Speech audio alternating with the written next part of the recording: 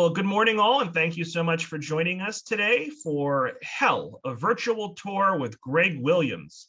Historical lecturer Greg Williams will take you on a virtual tour of hell, explore the early Middle Eastern and ancient Egyptian notions of the underworld, the medieval hellmouth, and many of the artists who have created our favorite renditions of hell, including Dante, Van Eyck, Bosch, Signorelli, Milton, John Martin, Dore, and more.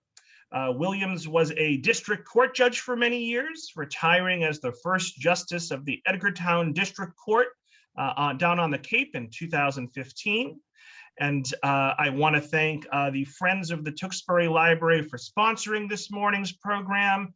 And I want to acknowledge the PR help, the promotion help from the following libraries: Boxford, Clinton, Dracut, Lowell, Newbury, and Norwood.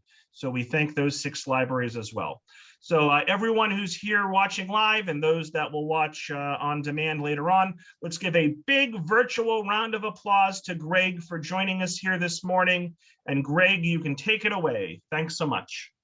Thank you. Thanks to Robert Hayes and the Tewksbury Public Library for inviting me to present this look at hell with you here this morning. So welcome to the program. Welcome to hell. Everybody pretty much knows what hell is, at least in the abstract, and most people can distinguish hell from heaven. I submit it was the late 20th century theologian and bass player for The Who, John Entwistle, who expressed that difference most succinctly with these lyrics and observations. On top of the sky is a place where you go if you've done nothing wrong. If you've done nothing wrong. And down in the ground is a place where you go if you've been a bad boy. If you've been a bad boy. So far, solid synopsis of Western, at least Christian, concept of the afterlife. But then Entwistle wanders astray a little bit with the declaration, down in the ground, you grow horns and a tail and carry a fork and burn away. Wrong. When you are sent to hell, you don't get horns, you don't get a tail, and you definitely don't get to carry a fork or any other kind of weapon or even eating utensil. And if you're cast into flames, you might burn away, but if you do, you will be doing that over and over and over and over again forever. Once you are in hell, you are there forever, eternally, endlessly, everlastingly, a long time. Now, before we get to the real lurid fun of hell, the landscapes, the tormentors, the afflicted, has described, and especially the late Middle Ages, we must consider the idea of the underworld itself. Hell is a huge place, clearly, with a lengthy history. So we can look at only a couple of highlights about hell. That means, to the disappointment of many of you, I'm afraid, that we'll probably have to save for a later separate discussion such popular topics as Zoroastrianism and maybe even Swedenborgianism. Now, as far as we know, there was a time when people didn't concern themselves much about what has come to be called the afterlife. But by some point in the long history of the Sumerians, say 6500 to 1940 BCE, before the Christian era, remember Pazuzu from The Exorcist. We find the land below, the kingdom of the dead, the world of no return, where everyone ended up without their being divided into good or bad, virtuous or impious, or any other way. It was unpleasant for everyone. It was dusty. It was dirty. Various vermin crawled all over you, eating your flesh. So essentially, it was camping. Now, the self-designated good people lamented that that's not fair. We should end up we good folks, we should end up in a more pleasant place, maybe a kind of paradise.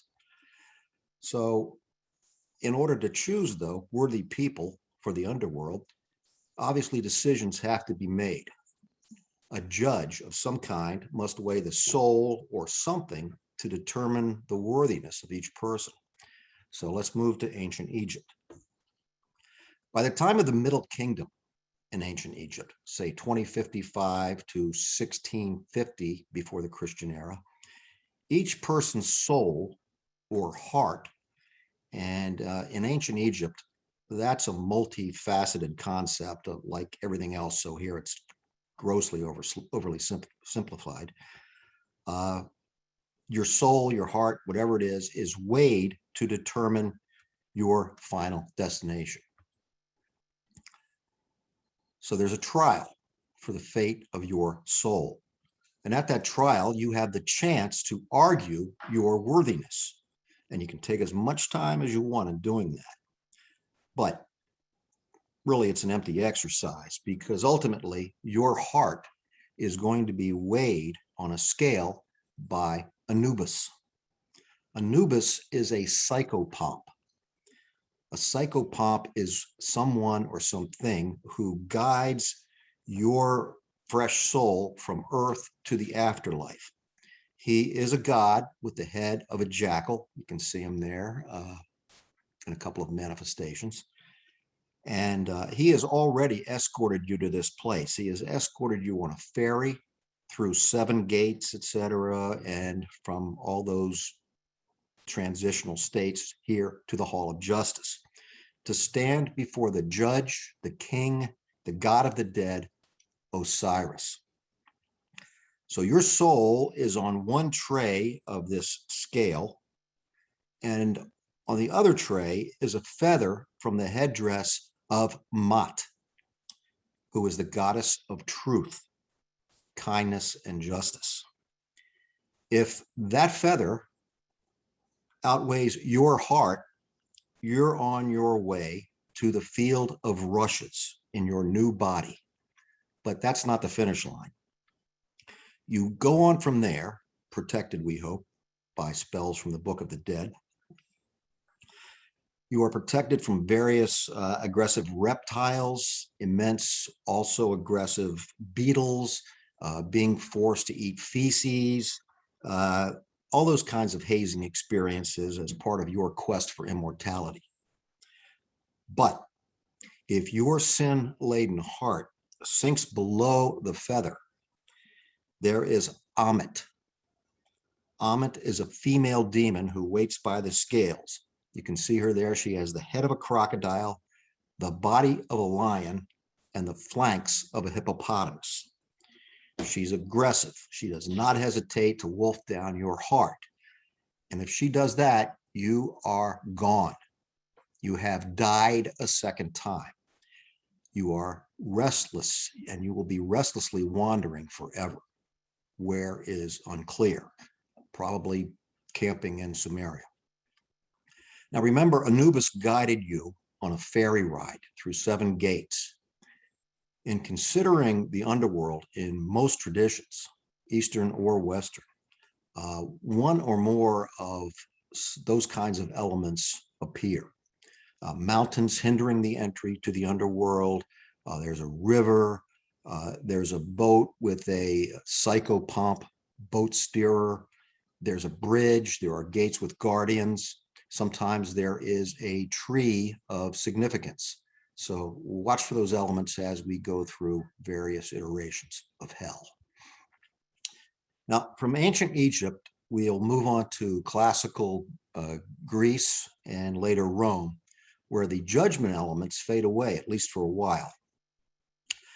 Hades. Everybody knows that word, Hades. Hades was a god and also a gloomy realm populated by the shades of the dead. They were prevented from escaping that place by a vigilant 3-headed dog called Cerberus. We will meet Cerberus again later. But then, as time went on in those cultures, there crept back the notion of some kind of weighing. Punishments were meted out to many of the shades by the time of the epic The Aeneid, written roughly 29 to 19 BCE by the poet Virgil, who we will also meet again. Now, though, let's skip ahead to the 3rd century, when someone who was not the Apostle Paul, despite his name being on the title page, wrote the Apocalypse of Paul. This telling became the most popular description of hell and its tortures in medieval Europe. The point is clear. If you're a bad boy, if you're a bad girl, you will be suffering everlasting torment. In his vision, Paul is guided by an angel through heaven and through hell. We're going to skip heaven, of course, and go right to hell. And the first thing that Paul sees in hell is a river of fire in which some of the condemned are submerged to their knees. Some are submerged to their navels. That's got to sting a little bit. Some to their lips, some to their hair. Now, this is our first mention of fiery hell. Where did that theme start? Maybe it is a literal understanding of the lake of fire referred to in the book of Revelation. The angel in Paul's tour of hell explains the system of determining your fire level ranking. Then Paul sees a huge pit into which the fire river flows. It is a pit filled with groaning, agonized souls smashed on top of each other. They are jammed in there tightly, the very opposite of social distancing. And Paul figures there must be 30 or 40 generations worth of people in there. And he wonders to the angel whether the pits will eventually fill up with those agonized souls. The angel says, in essence, don't worry about that. This abyss has no end. So in essence, these souls will be pressed tightly up against each other forever. As the 20th century existentialist philosopher Sartre will observe, hell is other people. Hell can also be, at least the access to hell, a massive monster with a gaping maw. And that open mouth serves as a portal to hell. Here are some people having dinner in hell, or at least the hell mouth.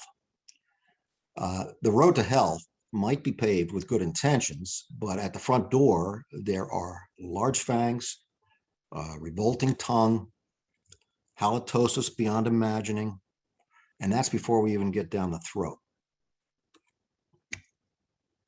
Another hell mouth with people being delivered there too. This idea appears unsurprisingly in the Bible, specifically the Old Testament, and more specifically, Isaiah chapter 5, verse 14. Therefore, hell hath enlarged herself and opened her mouth without measure, and their glory and their multitude and their pomp, and he that rejoiceth shall descend into it.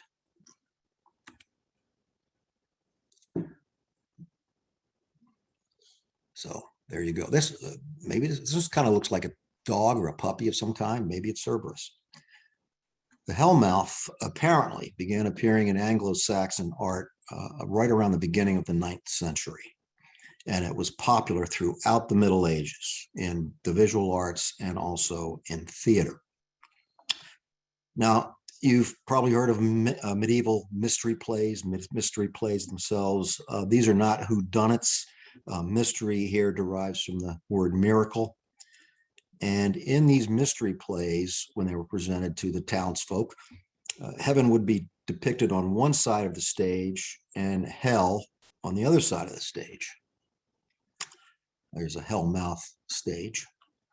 The hellmouth would be constructed over a trap door in the stage, and there would be actors down there dressed probably in leather costumes. and they would ascend from below the stage through the trapdoor into the hellmouth head. And when the mechanical jointed mouth opened, those demons would erupt out onto the stage. Audiences loved it. There's a somewhat modern hellmouth from the 1960s. So when these demons came flying out of this hellmouth, it probably scared the audience right out of their jerkins, but they loved it. And once all those demons started dancing around the stage and snatching up souls, stagehands would ignite fireworks out of the hellmouth. And so they would fill the fun side of the stage with smoke. Audiences loved it. And then some productions then additionally featured sulfurous or a pitch smell emitting from the hellmouth. Superb special effects.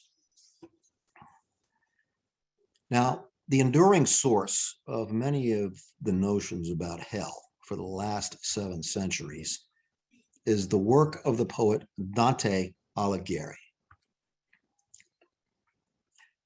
Dante is, as you already know, one of the most important figures in Western literature. Dante was born about 1265 in the Republic of Florence. He, like most Florentines, became embroiled in various political and religious conflicts. And at one point, he was away at Rome. And the faction, for the moment, controlling Florence, convicted him in absentia for some financial crimes. And they heavily fined him. But Dante couldn't or wouldn't pay those fines. So he was deemed exiled, never to return to Florence. Not long after having completed his masterwork, the Divine Comedy, Dante died aged about 56 in Ravenna in 1321, possibly of malaria, and he was buried there in Ravenna. Florence eventually regretted having exiled Dante from Florence, and they wanted his body back so that his remains could be buried there in Florence. Ravenna thought about it for about half a second and said, nope, we're keeping Dante here. There is, though, a tomb for Dante in the Basilica Santa Croce in Florence, and it's just steps away from a great pizza gelato place called Finisterre. And I have the gelato scoop from Finisterre, which is so good I kept a little scoop here. But anyway, going back to the tomb, Dante's tomb in that basilica is obviously empty since his body is in Ravenna. There are also tombs there for Michelangelo, Galileo, and Machiavelli, though, and they're filled. So the municipality of Florence would like to actually place Dante in the empty tomb that's been waiting for him. And toward that end, they officially apologized for Dante's having been exiled in 2008. Now, speaking of the 21st century, this year is the 700th anniversary of Dante's death. Going to his epic work, the Divine Comedy. The first part of the Divine Comedy is the Inferno Hell. The other two parts are Purgatorio, which I'm able to translate from the Italian. It means purgatory. And Paradiso, which I'm also able to translate. It means paradise or heaven. We will, of course, stick strictly to hell. The Inferno begins with a woman named Beatrice calling for an angel to summon the Roman poet Virgil, whom we met earlier, the author of the Aeneid, to guide Dante through hell safely. Beatrice, by the way, was inspired by an actual person, sort of, named Beatrice di Falco Portinari, whom Dante sort of knew, kind of in a way. He first met her when they were both 9 years old. You'll recall that in the 1959 Isley Brothers song, Shout, Part 1, Ronald Isley sings the lyrics, "I still remember when you used to be 9 years old. I was a fool for you from the bottom of my soul." And that lyric perfectly captures the history of Dante's feelings about Beatrice. Even though Dante probably only spoke to Beatrice a few times, he developed for her a kind of idealistic courtly love, a concept that, never mind, let's move on to hell. Dante created the detailed landscape of hell, and most people know it consists of 9 circles. The circles are broken down into further subdivisions, some 24 in all. We obviously won't visit all of them. The circles are concentric. They grow smaller. Their inhabitants grow more wicked as we descend. So hell, in Dante's vision, is sometimes thought of and artistically rendered as a kind of funnel heading down to its termination at the center of the earth. This is a depiction of that by Botticelli, Sandro Botticelli, not his real name, painted hell in cross-section. And here's a close-up. This is great, but it is difficult to picture the vastness of hell when we think funnel. It's helpful to picture it more like this, a descending series of circular stepped planes. And you see it there, limbo, lust, gluttony, all anger, sullenness, all of that. We'll get to some of those places.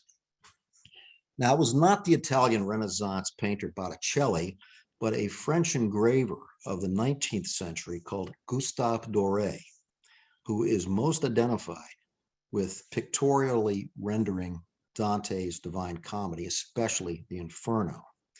Just mentioning Dore provides an excuse for showing a grave, which we take at every opportunity. He is buried in the famous Père Lachaise Cemetery in Paris. There is his grave, Gustave Dore. And we will now move from Paris to hell proper. Let's pick a few circles, see who's home. To reach the first circle, Dante and Virgil, and we readers, have to pass through the gate of hell, on which is carved a poem, the famous last line of which is, "Abandon all hope, ye who enter here." There you see Dante and Virgil. The poets, the two poets there, enter a sort of anteroom or foyer to hell. This contains the shades of the uncommitted. These are people who took no position on anything during their lives but their own interests. These uncommitted run around in a mist pursued by hornets. Blood, pus, and tears run down their bodies, and their feet are continuously consumed by maggots and worms. Pretty bad. Plus, we aren't even really in hell yet. So it's time to jump into the boat. The ferryman is Charon. Like Anubis, Charon is a psychopomp. This picture is by a Flemish artist who painted in Italy called Stridanus. The close-up is from Michelangelo's Last Judgment. More about that concept soon.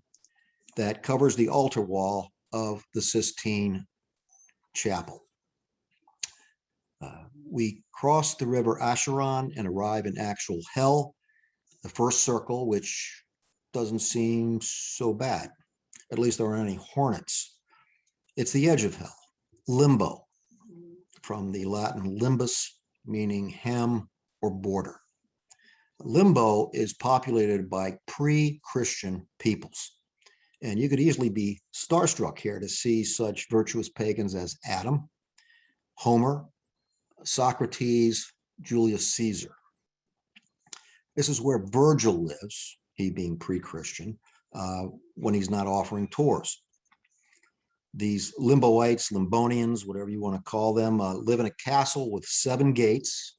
Remember that from ancient Egypt, symbolizing 7 virtues, which I will not insult you by naming.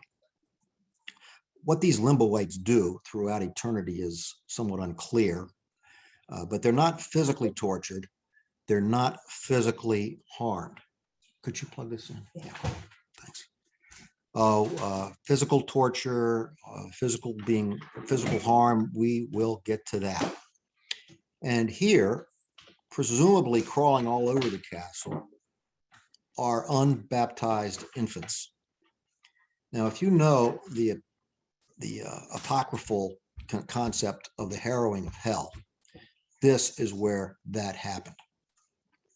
After his crucifixion, Jesus entered this portion of hell and snatched from it his, quote, ancestors, the patriarchs from the Hebrew Bible, in order to deliver them to heaven. Now, when we enter the second circle, matters become a little more hellish. Still aren't any bees, thankfully, but we meet Minos. Is that it? No. Sorry, I need a cord. It's in the case. If we could just hold for just a second while I get some power here. No problem, Greg. Beg your pardon. This is always something goes wrong, and let's hope this is it this time around. There you go. Where you at? Minos. This is one of those names you can't mispronounce, really, because everybody pronounces it somewhat differently. And here he is. This gentleman judges sinners entering hell, and he assigns them to their circle. And he signals that information to them by wrapping his serpentine tail around himself the number of times to indicate the circle where you will be staying. 4 times, straight to circle 4, which is greed. 8 times, you are going to fraud land. Now, with that second circle, we begin the 7 capital sins, starting with a good one, lust. Here are such carnal sinners who have subordinated their reason to their desire, such people as Cleopatra. Now, why didn't she get into limbo? Apparently, she did a little too much reason subordinating. Sir Lancelot is there. Now, about Cleopatra for a second, one of her lovers, famously, was Julius Caesar, who we noticed previously is relatively comfortable in limbo. And the question arises, can Cleopatra at least see him from where she is? Probably not, since she and the lustful inhabitants here constantly are whirled around in howling, stormy winds forever, which also presumably prevents at least some of them from, meeting each other, getting together. It's an unpleasant punishment, but it is the least of those meted out in hell. Let's move on where matters become a little nastier. Since Thanksgiving will be in a couple of months, we should stop off at the third circle. Here, gluttons are guided by Cerberus, the 3-headed dog we met earlier, or as Dante also describes him, that huge worm. Here is Dore's Cerberus. Now, however vigilant Cerberus is, however vicious Cerberus is, he apparently can be distracted by treats. Actually, this is mud that's being thrown by Virgil. In this circle, there is eternal cold rain, hail, and snow falling on the reeking ground on which gluttons howl like dogs and roll around. Cerberus, of course, is constantly barking. And if any of you with neighbors know what that's like, but he does more than guard them. Quote from Dante in English, "With his taloned hands, he claws the spirits flays and quarters them. In short, he rips them apart over and over again. And he or they, however you want to denominate Cerberus, looks sufficiently crazed in this rendering by William Blake. Okay, let's skip over 4, which, as I just mentioned, is greed, and let's get to circle 5, wrath, where the slimy filth element, introduced in the 3rd circle, is cranked up a lot. Here is the, quote, swamp called Styx. Back to Dore. The ferryman here is Phlegyas. This is black filth filled with angry and wrathful souls. They're naked, they're smeared with mud, they pummel each other with their fists, they headbutt each other, kick each other, and rip each other with their teeth. Here is a rendering of that by the 19th century painter Delacroix. In this painting, one wrathful guy there on the left even chews on the boat. The water of the Styx is kept bubbling and roiling by the sighs emitted by the sullen sinners who are trapped in the black mire, which is at the bottom of the Styx. Now, so far, we've visited upper hell, where the sins are mostly those of weakness or self-indulgence.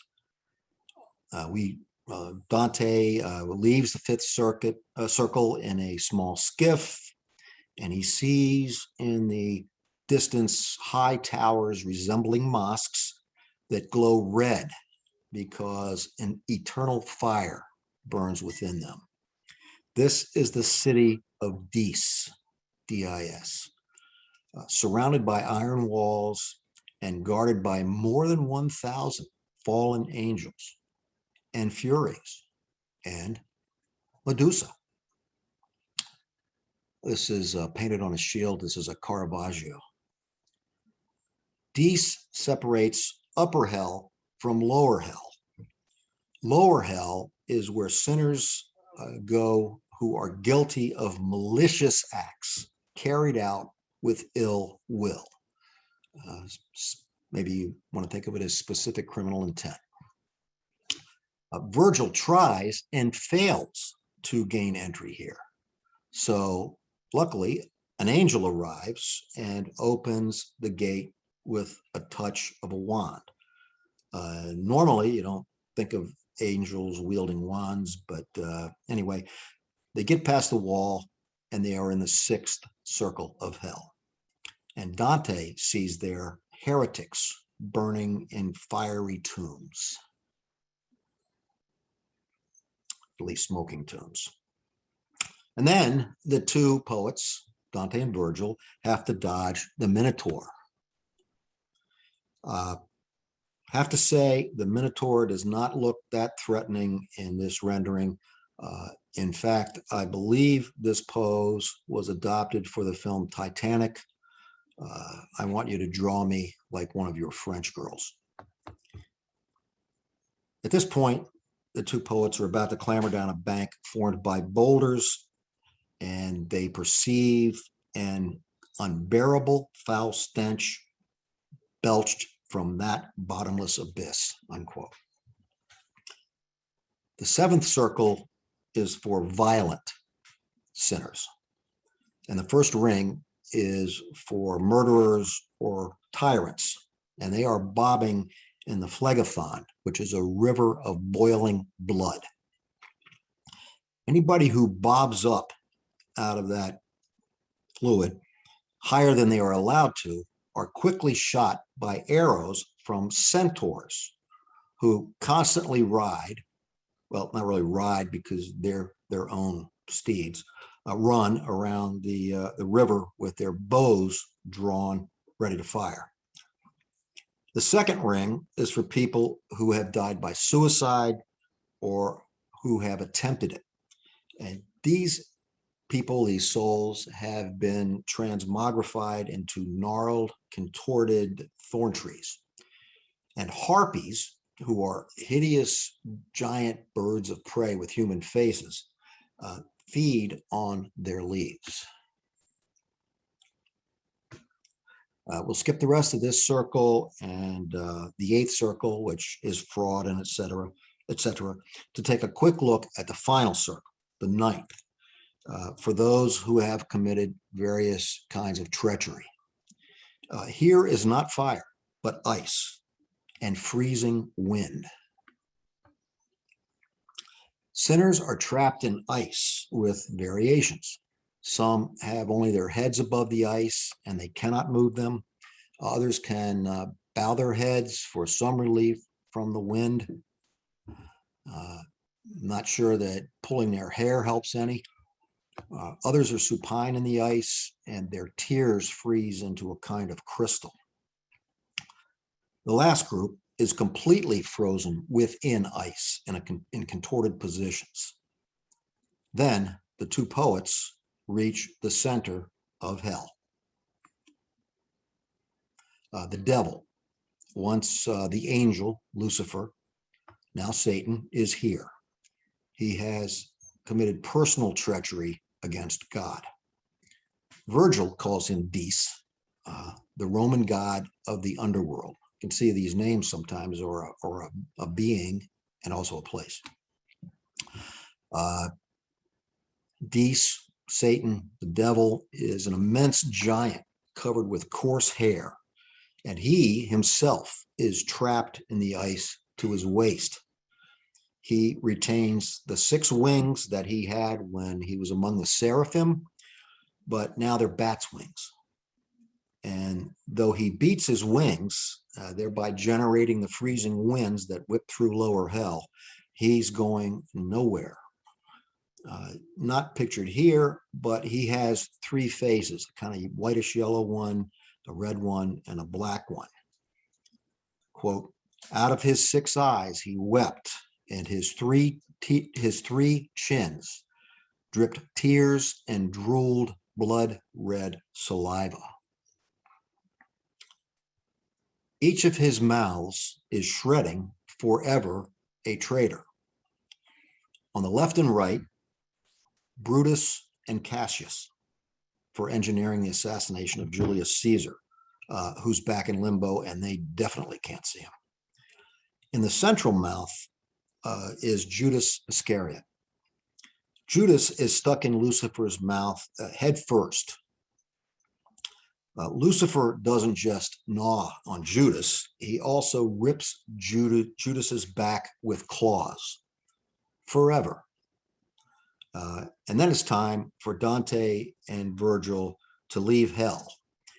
And they start back by shimmying down Lucifer's hairy flank, which I have to say doesn't do much for his all-encompassing evil reputation. They end up in a narrow ravine that leads them back up to the surface of Earth. They arrive there on Easter morning to look up at the dawn stars.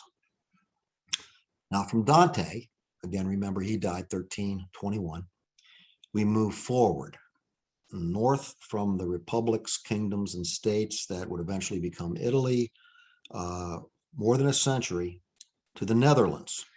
First, for a brief look at half of a small painting by Jan van Eyck, who is most famous painting probably is the Arnolfini portrait. Might be familiar with. Now, the bottom half of that right panel, which is one of the 2 panels in a diptych, 2 paintings hinged together, that panel is the Last Judgment, painted 1440s. The Last Judgment, clearly a popular subject for artists from the Middle Ages onward. It's a great chance to paint some souls being tortured. Keep in mind the traditional Christian belief that there are 2 judgments. Oversimplified, I think of them as when you die, you are judged in what is called particular judgment. You're assigned to hell or heaven, or maybe purgatory, which itself falls in and out of favor. But beyond that judgment is the last or general judgment. This is the second coming of Jesus, resurrection all around. Then you're judged again, and this is where it gets really confusing, at least to me, because as I understand it, once you're in hell, you're there forever, eternally, everlastingly. It's complicated. Let's get back to the painting. Now, that whole right panel of von Eyck's work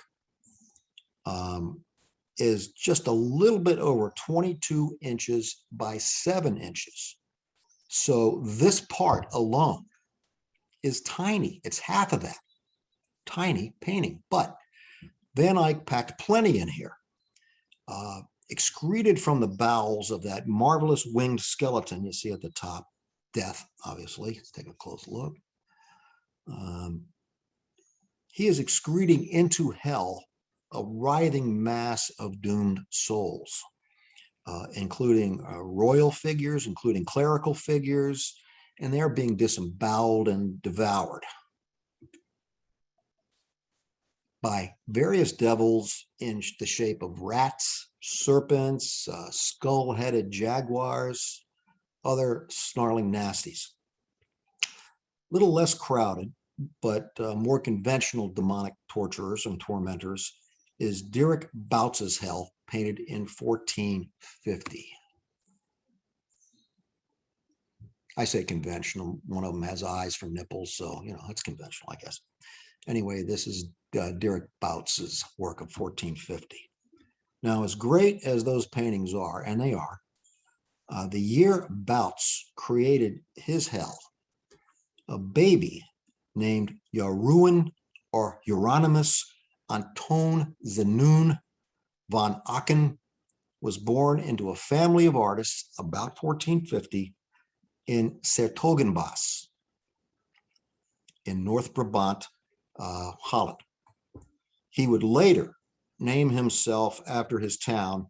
He would become known as the maker of devils, Hieronymus Bosch.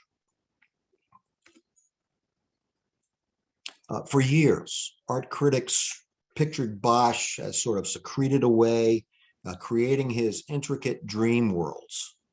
They debated whether he was a devil worshiper, whether he was mentally ill, whether he was intoxicated on some kind of 15th century hallucinogen. But increasingly, he is seen as none of those things. He is deeply religious. He is a member in a kind of clerical-oriented fraternity called the Brotherhood of Our Blessed Lady. For Bosch, humanity is constantly caught in a war, diabolical foe versus God. It is that eternal struggle that constitutes the real reality. And in the words of one of his most astute critics, he excelled in nefarious phantasms, diabolical deceptions, and the grotesque machinery of damnation. At the same time, even given his profoundly Christian grounding displayed in his works, he's seen as a precursor to surrealism.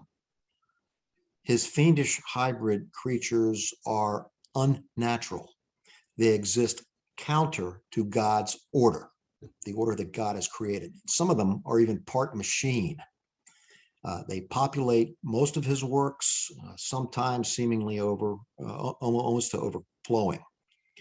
But the figures in Bosch's scenes of hell are not generally massed or crowded in the way that, say, von Eyck's and Boutz's were.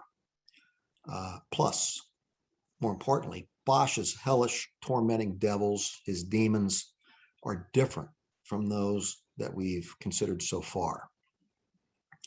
The works now considered to be genuine Bosch's are few, maybe 25 paintings, some drawings. Bosch portrayed hell in several works, notably in his most famous one, called, since the 19th century, The Garden of Earthly Delights, also in his work, The Last Judgment. These two works are intact triptychs. There are 3 panels, oil painting on wood They are hinged together, often used as an altarpiece. This is the Garden of Earthly Delights with the panels closed.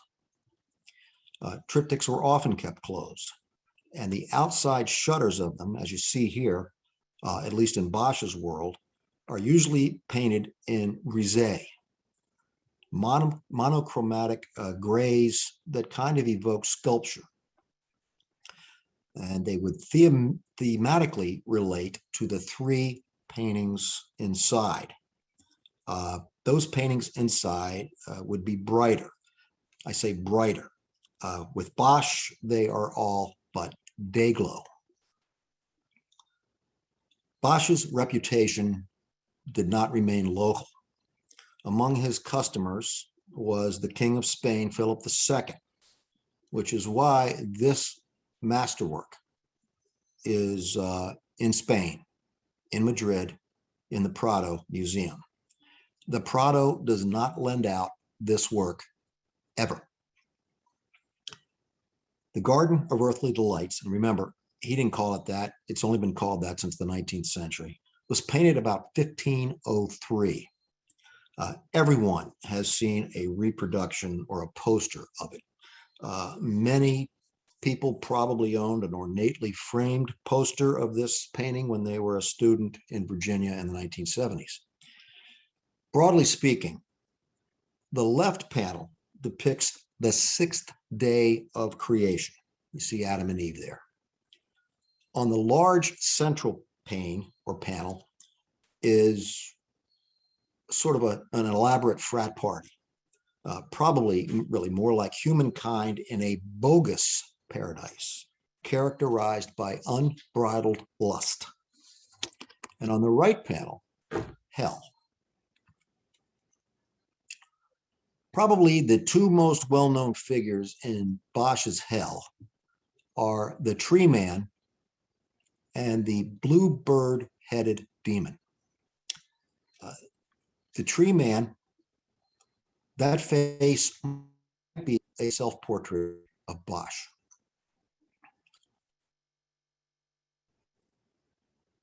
The tree man presents his posterior to the viewer, and he houses in his egg-shaped body a tavern. You see there, three guys are at a table. They are seated on a toad. They are threatened by flames. This is a depiction of a trope much written about in Bosch's Netherlands called the evil inn. It signifies brothels, low-down bars offering alcohol, gambling, sex, and secular music. Sins of lust, wrath, vanity, avarice.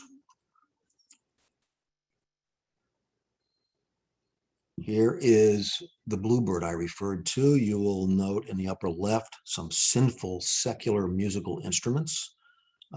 This bluebird of evil is ensconced on some kind of a throne / toilet. He is swallowing a sinner who is already experiencing some digestive issues of his own. From his rectum, he is expelling birds, smoke, and fire. The cauldron on the demon's head signifies his endless appetite, gluttony. And he is excreting sinners in a kind of blue bubble. We can guess that they'll be undergoing this ordeal forever. Now, to emphasize how transformative Bosch's Hell is, let's take a quick look at two of his contemporaries. During Bosch's young adulthood, there was another Flemish painter called Hans Memling, who painted in Bruges, now part of Belgium. This is a hell panel from Memling's Last Judgment. Everybody looks duly upset here. The demons look duly unpleasant. And there's fire. Nothing unexpected here. It's great stuff, but pretty conventional. And exactly contemporary with Bosch's Last Judgment an artist called Luca Signorelli painted a fresco, which is in the Orvieto Cathedral. The beautiful town of Orvieto, it sits dramatically on the top of a butte in Umbria, about an hour north of Rome. My family visited Orvieto Cathedral a few years ago, but to my shame, I did not know about this fresco, which is generally called the damned being cast into hell. So I didn't see it, despite being in the building where it is housed, and despite the fact that it is 23 feet long. Didn't see it. Still, here we have impressive humanoid demons of various hues, gathering souls just arrived in hell, torturing them, but not elaborately. They're biting ears, they're twisting toes, and the like, standing on people's heads, that kind of thing. Signorelli does not give us much in the way of topography, but he concentrates on the figures, including himself. He is the blue one there in the center, endearing himself to this young lady. That is accepted as Signorelli's self-portrait. Let's jump back from what became Italy to what became Holland, and back to Bosch's Last Judgment, painted about 1506. Another triptych. Hell here starts in the central panel. The top of the panel depicts Jesus separating souls. You have to look pretty closely at this to see saved souls being escorted up to heaven. Many are called, but few are chosen. And the vast majority of the people are depicted in the bottom 3/4 of the panel. Closer to look. This is a parched, dirty brown wasteland in which the damned are herded and tortured by wonderful, in the broad sense of that word, demons. And there is a bridge in the near foreground of the central panel is that bridge to hereafter, across which bridge approaches a crowd of demons and lost souls. Farther up, there is a pair of devils banging horseshoes onto souls. Get it? Souls, souls. And there are other people being obviously burnt up. Note, though, that not everyone in Bosch's paintings is being actively tortured. What the sins of these souls being shod are is unclear, but there is little doubt that several gluttons are being made into meals or being forced to eat or drink. Here we see a glutton, and there is little doubt what that glutton is being force-fed. Somebody's excretings coming out of that barred window up there. Now, in the hell panel of the Last Judgment, in a structure near the bottom, a little hard to see, we find some figure that some scholars have identified as Satan. However less imposing he is than the one that Dante described, and even the one that Dore engraved. At least those looked imposing, even if the Dore one, the Dante one, was unaware of people climbing down his flanks. This Satan is a judge in a portal, and the portal itself is surrounded by a frieze of toads. We talked about a toad earlier who served as a table in the evil inn in the Eggman.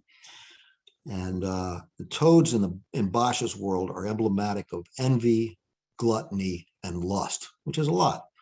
And they're demonic, really, just like owls are in his world.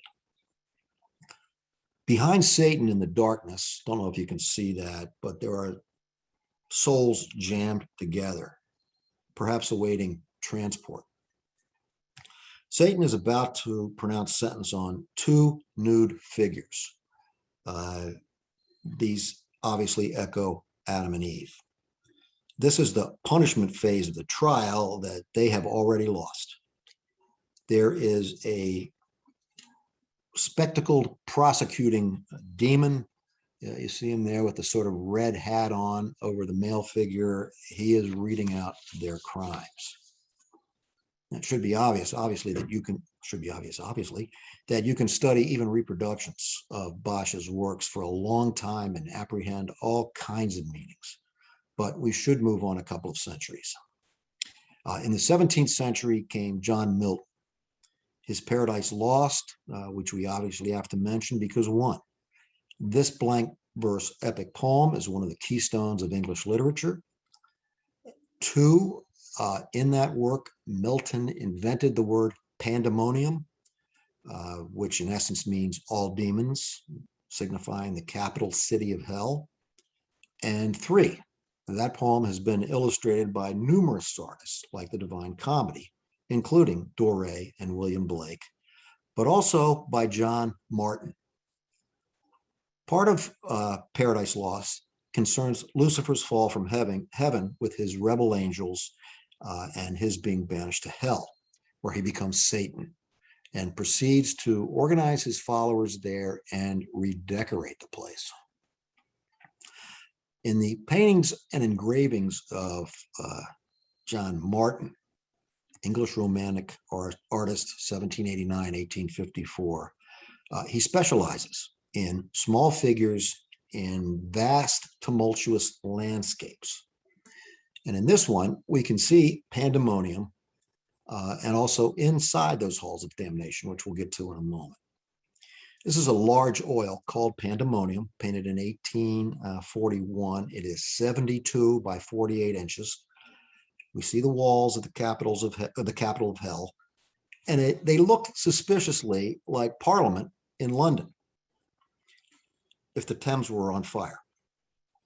This is kind of unsettling since John Martin's brother Jonathan was a notorious arsonist who nearly burnt down the splendid cathedral called York Minster, and who, while he was in an asylum, drew an apocalyptic picture of the destruction of London.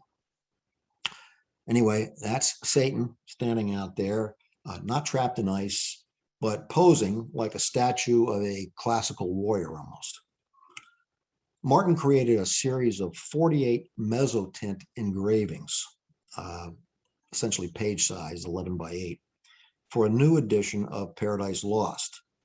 And the most well-known is called Satan Presiding at the Infernal Council.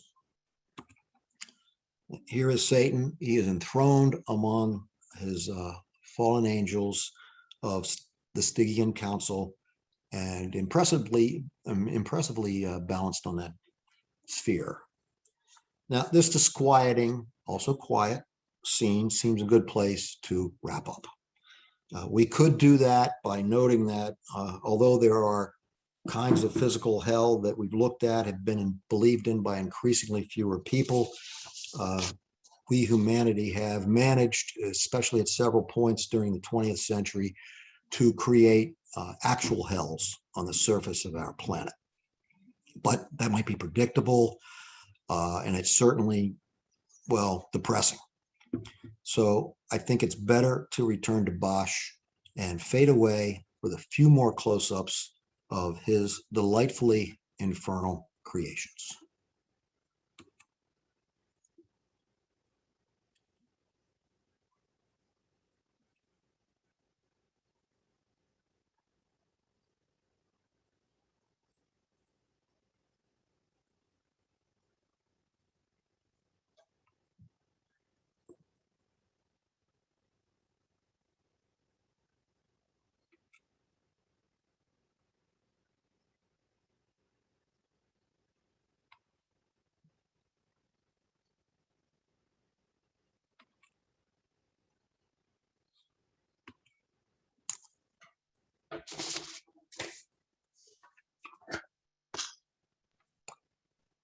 The end.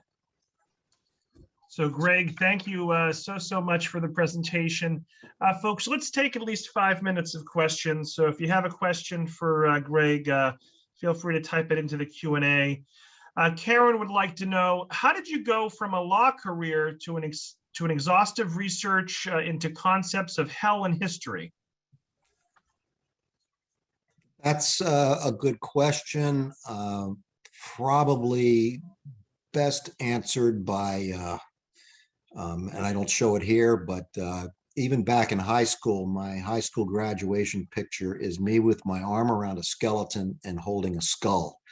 So I've always had this kind of attraction, I guess, to dark things and places and people. Some of which I did see during my law career. Teresa has a similar question. Why did you decide to research hell, and how long did it take you to research for your presentation? Really hard to calculate how long. I mean, I read a lot. I reread several books about hell. I knew a fair amount about some of these artists, particularly Bosch. Bruegel didn't quite make it here, although he could have. And it takes a while. What takes the most time, as in with almost any kind of writing, I think, is synthesizing it all down. There's a lot out there, obviously, about all of these topics, and you need to try to get it down into a size that you can convey in about an hour. So I hope that sort of answers your question. I could not quantify how long it took. It was little bits and pieces here and there over a long period of time, frankly. Joy says, this has been very interesting. Thank you from Conway, Massachusetts. Conway, Western Massachusetts, right? Thank you. There we go. Karen asks, do you know of any culture or religion that does not have a hell? That's a good question. I am certainly not a theological specialist. Culture that does not have a hell, I just don't. I suspect some of the Eastern religions don't have hell as such, as a physical place, maybe even as a state. But I'm not sure, and I really don't feel qualified to answer that in any meaningful way. Don wants me to ask you if, after giving this presentation, are you afraid to die? No, I'm not afraid to die. Well, I'm afraid to die in the natural way, but I'm not afraid. Let me twist the question a little bit. I'm not afraid that I'm going to hell because I don't think anybody is. I am not a religious person. There we go. Linda in the chat says that Unitarian Universalism is a religion that does not have a hell. So there we go. We have at least one. Okay, that's good. That's a good point, and I should have come up with that one since I actually know people who are pastors or ministers in that faith. Sure. Shaw says, thank you for a very interesting program, and thank you to the library for hosting. You're welcome, Shaw. Teresa wants to know, and I'm kind of curious too, do you ever plan on writing a book about hell, or maybe a book about another subject? What I've been thinking about more recently is I do have a lot of subjects that I've talked about. I don't consider myself a historian or a specialist in any of these things. I feel that I'm more of a storyteller. I try to pick a theme and then tell a story. And what I've been thinking about most recently is putting together maybe